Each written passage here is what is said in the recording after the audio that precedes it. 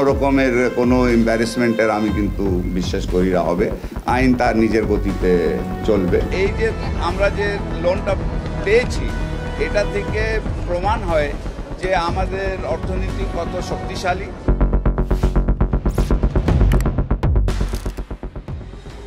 পরনে ধবধবে সাদা পাঞ্জাবি পায়জামা, বলিষ্ঠ চালচলন, প্রথম দর্শনে মনে হবে একজন নিরীহ ধর্মভীরু বুজুর্গ।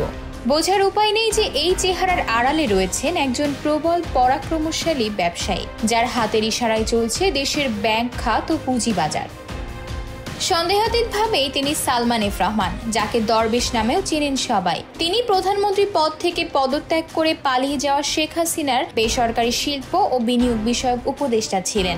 ভাগ্যের নির্মম পরিহাসে মঙ্গলবার নৌপথে পালাতে গিয়ে রাজধানীর সদরঘাট এলাকায় পুলিশের হাতে গ্রেফতার হয়েছেন। আওয়ামী লীগের নেতৃত্বাধীন সরকারের সময় গত 16 বছরে দেশের ব্যাংকিং খাত এবং শেয়ার বাজার তছনছ করে দিয়েছে সালমান এফ রহমান ও তার বেক্সিমকো গ্রুপ। নিজের স্বার্থে ঋণ খেলাপির আইন পরিবর্তন করে তার প্রায় 40,000 কোটি টাকা বৈধ করার চেষ্টা করেছেন বলেও আলোচনা উঠেছে বিভিন্ন গণমাধ্যমে। অভিযোগ আছে 2013 সালে সালমান এফ রহমানের নির্দেশে ব্যাংকিং খাতের ঋণ পুনর্গঠন ফর্মুলা তৈরি করা হয়। এই সুযোগে প্রভাবশালী ব্যবসায়ীরা করেন নানা অপকর্ম। কমে যায় ঋণ নিয়ে ফেরত দেওয়ার প্রবণতা। এর পরপরই লাগামহীনভাবে খেলাফি ঋণ বেড়েছে দেশে। ফলে বাংলাদেশের আর্থিক খাত এখন ধ্বংসস্তূপে পরিণত। কথিত আছে শেয়ার বাজারে কেলেঙ্কারির এক অবিচ্ছেদ্য নাম সালমান এফ রহমান। সাম্প্রতিক বিপর্যয়ের জন্য তো বটেই, ঘটনা প্রবাহে দেখা যায় আওয়ামী লীগ সরকার আগের দফায় 1996 সালে ক্ষমতায় আসার 4 মাসের মধ্যেই যে বড় শেয়ার কেলেঙ্কারির জন্ম দেয়, তার সঙ্গেও ছিল তার সরাসরি সম্পৃক্ততা, এমন দাবি ব্যবসায়ীদের অনেকের।